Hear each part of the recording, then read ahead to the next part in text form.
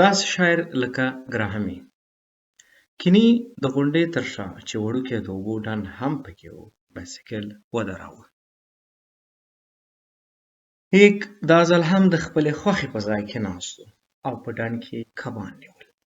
کیني ته یې لاس وخوځاوه. کیني له هغه ځایه د غونډۍ سر ته پلی روان شو. ډال او زغرې یې درنې وې، نو ځکه یې ورو ورو ګامونه اخیستل.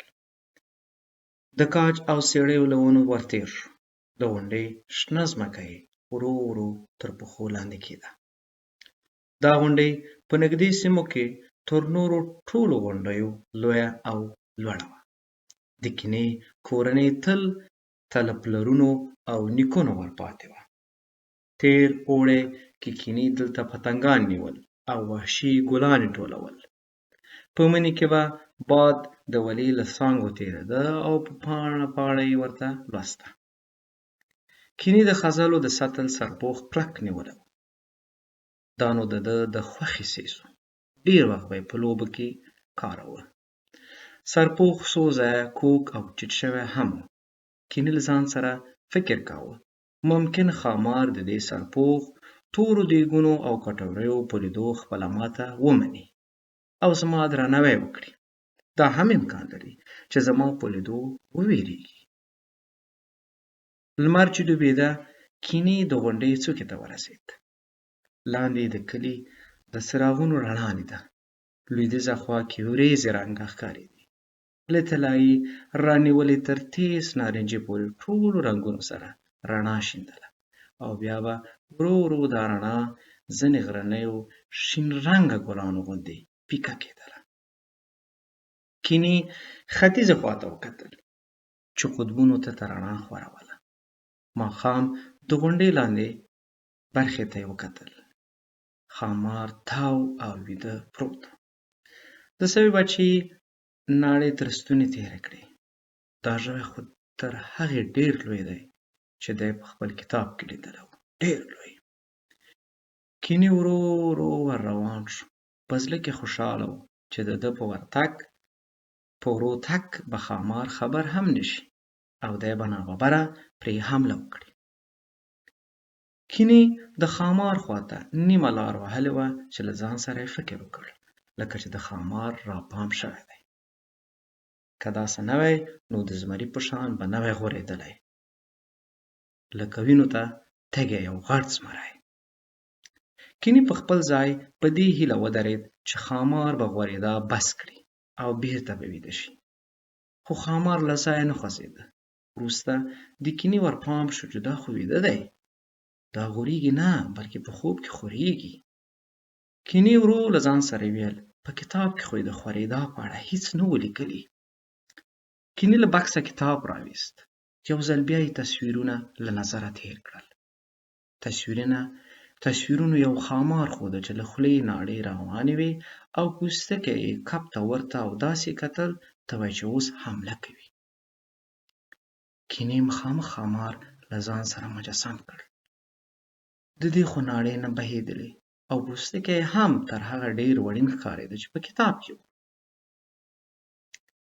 کیني ژوره ساه واخیسته او هڅه یې وکړه چې د تیارې له خورېدو مخکې باید هغه ټول جزئیات چې د ښامار په وجود کې رالیدل کېږي وویني.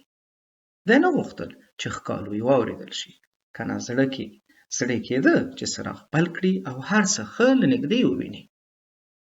لا ډېر ځنډ نه و تېر چې کیني د ښامار له خورېدا سره عادي شو. دی ورکتل چې د ښامار پښتۍ له هرې ساه اخیستو سره څومره پورته کېږي او بیا بېرته سره ننوځي. کیني کتاب بند کړ او په بکس کې کېښود. د کیني دې وړوکی حرکت دا ستر ښامار دې ته اړ کړ چې یو طلایي سترګه وغړوي. کیني د ښامار په لیدو حیران ودرېد.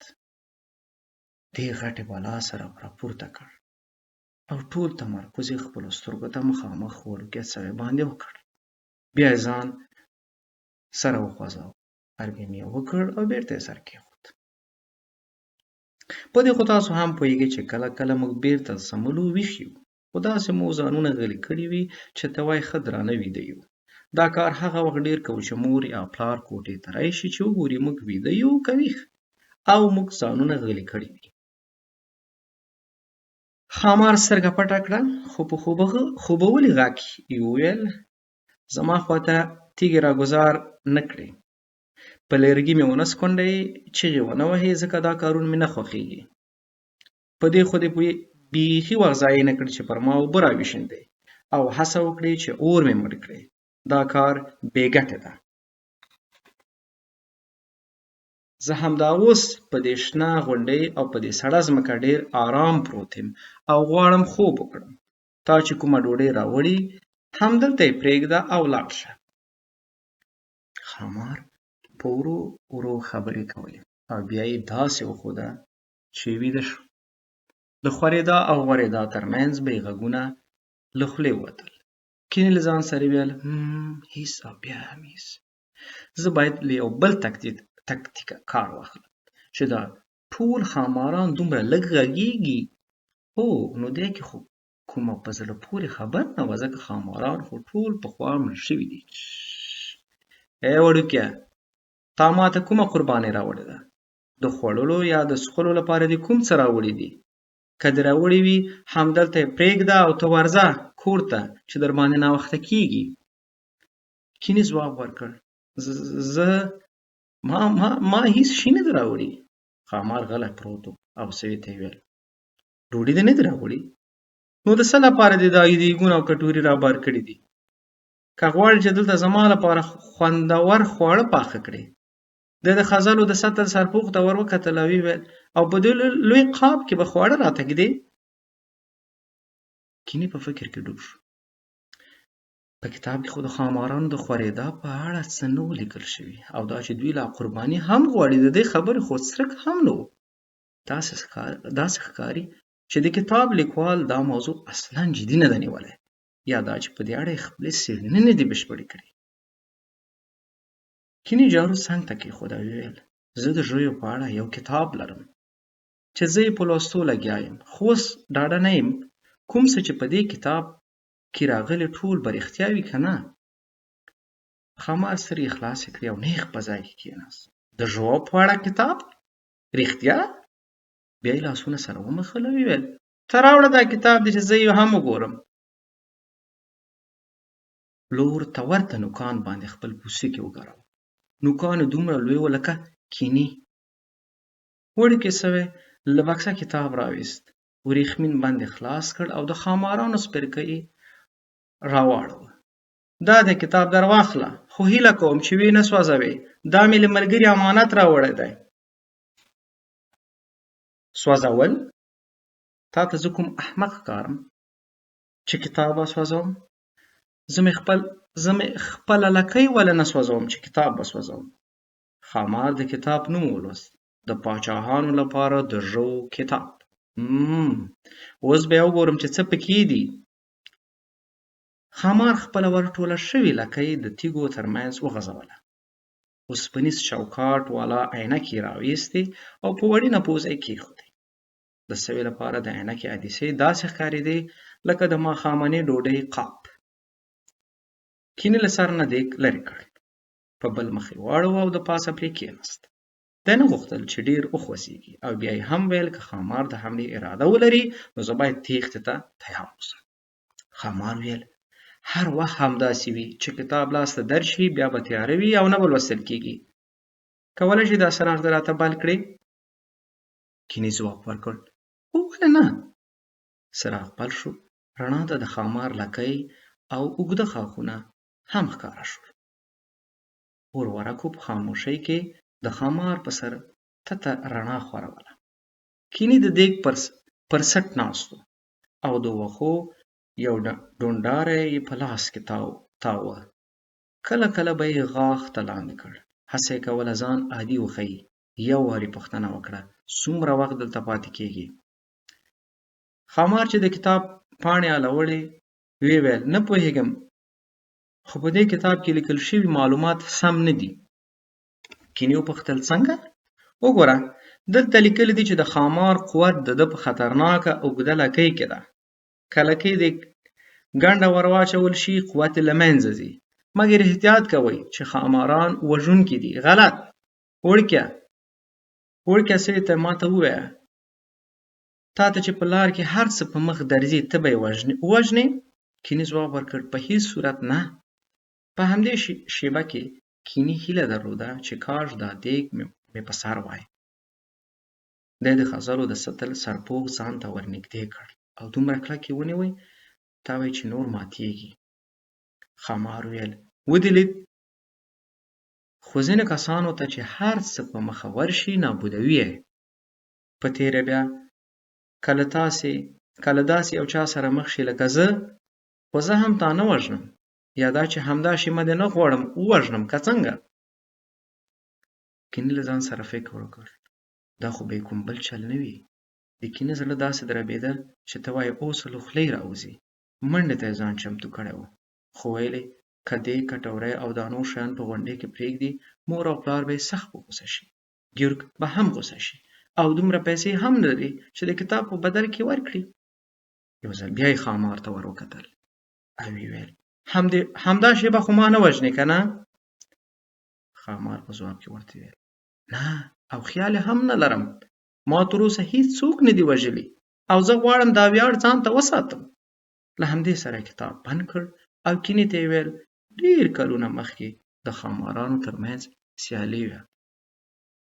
دوی به ډېر جدي وو، ماڼۍ او غرونو ته به یې اور ورته کاوه، له ساتونکو سره به یې جګړې کولې، شهزادګۍ به له ستونې تېرولې. دا شیان هېڅکله زما نه خوښېدل او اوس مې هم نه خوښېږي. زه طبیعتي یم، ډېر سفرونه کوم او خوښېږي مې چې د نړۍ بېلابېل ځایونه ووینم. نو ورانولو ته یې کوم دلیل نه لرم. ماڼۍ ته د اور ورته کولو پر ځای د ماڼۍ د ودانولو لارې چارې ګورم او خوند ترې اخلم. د ساتونکو د وژلو پر ځای له هغوی غواړم چې یو میدان شطرنج وکړو، او دا خو مې د اصولو خلاف دی چې زه د کوم شهزادګۍ له ستونې تېر کړم. غوره ګڼم داسې یو ګېډۍ ګلان ورته جوړ کړم چې د کړکیو له پردو سره یې ولګېږي. رښتیا؟ کیني له ځان سره ویل دا ښامار خو بیخي بل ډول دی، یو شی هم له ښامار سره اړخ نه لګوي چې په کتاب کې دي. ښامار یو ویسیلې وکړ او یې ویل زما مکسیمي همداسې وه، له هغې سره ما ډېر وخت تېر کړی. هغه خبرې دې اورېدلې چې ته هم ژوند کوه او بل هم ژوند ته پرېږده. دا هر څه تر هغه وخته ډېر ښکلي وو چې موږ یو ځای وو. کیني د خځلو د سطل سرپوښ هاخوا کېښود، د کټوري پړی هم له ملا او ستوني لرې کړ. ښه کیسه دې کوه. ښامار ویل بس نو داسې وبوله لکه اوس همداسې ستړی وم، د ونې سیوري ته مې سر کېښود. ما ویل یو سترګه خوب به وکړم چې ستړیا مې ووځي. پېښه وشوه. دا پېښه د دې ولې لاندې هم پېښېدی شي. داسې به یې په کلمو کې درته ولیکم چې ځمکې له ستونې تېر کړم. کیني ویل ځمکه چاودلې وه؟ حتما به زلزله وه. وای! کیني د دیګ په سر نیغ شو. نو ته څنګه ژوندی پاتې شوې؟ ښامار ویل ما بلاوا او خوټېدونکې تیږې خوړلې. اول وار مې همالته اور له ستونې تېر کړ. له هماغه وخته د معدې سوځېدا راته پیدا شوه. خیر خو هماغې لاوا او تیږې زما ژوند وژغورل. کیني په تعجب وپوښتل رښتیا؟ او بیا ښامار خپله کیسه پسې وغځوله. زه چې له ځمکې لاندې وم فکر مې وکړ چې اوس به د خپلې ښکلا د ساتلو لپاره لږ خوب وکړم. هلته کلونه ویده پاتې شوم، خو ډېر ځلې مې د ځمکې په سر ژوند په خوب لیده. د لمر تودې وړانګې، د لمر ډوبېدا، د ونو د څانګو شغا، هغه وړې مرغۍ چې جغار کوي، واړه زیړ رنګه ګلان او هم د برولي کریم. د برولي کریم فرین ته ورته خواږه خواړه دي، لیکن تاوده خوړل کېږي. له دې نوم سره ښامار ودرېد. اورورګۍ له سره یې تاوېدې او شنه رڼا یې خپروله. کله چې ښامار ودرېد کیني هم پاس آسمان ته وکتل. آسرب له ستورو ډک ځلېده. کیني د اورورکو او ستورو ځلا ته حیران پاتې و. داسې ښکارېده چې ټوله فضا ځلېږي. د اورورکو د ځلا ختمېدا او د ستورو د ځلا پیلېدا یې نشو سره جلا کولی. ښامار ژوره ساه واخیسته او بیا یې لاندې کینې ته وکتل او ویې ویل بالاخره راویښ شوم.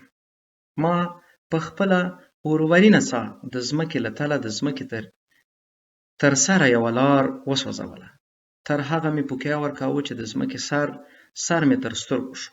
ما نشو کولی دا هر څه پرېږدم او بس دا و چې دلته راووتم. کینې ورته ویل واو څه یو کیسه، اوس چې دلته یې نو څه تصمیم لرې؟ ښامار ویل خاص څه خو نه، د کلي له ښکلې هوا خوند اخلم، خوندور خواړه خورم، پخواني درسونه چې رانه تېر دي هغه بیرته یادوم او شاعري کوم. زه خپل ځان ښه شاعر بولم. غواړې چې زما یو څو شعرونه واورې؟ ما مخکې غوښتل دلته یو بل چاته خپله شاعري واوروم خو هغه وتښتېد. له دومره کلونو وروسته یو څه جذابیت په ما کې پاتې دی. کینې ویل هغه زما پلار و، تا سخت ویرولی و. ښامار په تعجب وپوښتل ما ویرولی و؟ وه خدایه زما د شاعري ردیفونه دومره بې خونده و؟ کینې ویل زه فکر کوم ستا لا نه دی پام شوی چې ته په کوم حالت کې انسانان تا د شیطان ډوډۍ بولي. یو هیبتناک شی څه رقم چې په دې کتاب کې معرفي شوی دی، دلته خو خلک ښامار ښکار کوي. ښامار په خوله لاس کېښود او له مکره ډکه خندا یې وکړه. زما د ښکار تابیا کوي؟ ولې؟ د دوی د کوم قانون د نه پلي کولو لپاره؟ دا خو پخپله انسانان دي چې په کتابونو کې زموږ په اړه درواغ خپروي. اصلا زه باید د دوی ښکار وکړم. کینې غوښتل ووایي چې مګر ته، خو د کلي له لورې د غونډۍ پر سر کې یو غږ واورېدل شو. کینې! کینې ویل دا مې مور ده، زه باید کور ته لاړ شم کنه نو ورخطا کېږي. هسې هم زما د ویده کېدو وخت دی. له همدې سره یې څراغ راواخیست او ویې کتاب مې بیرته راکولی شې؟ ښامار خبره ورغبرګه کړه زه ګراهمي نومېږم، کټ مټ لکه هغه شاعر چې کتاب یې په ولو کې بادونه نومېږي، خو خوند یې وکړ چې له تا سره مې خبرې وکړې. کینې هم ویل په اصل کې کینې تیم خو دوستان مې کینې بولي. ښامار ویل ښه ده کینې، او ده ته یې د ډال او نیزه چې له کټوري او جارو یې جوړ ورکړ.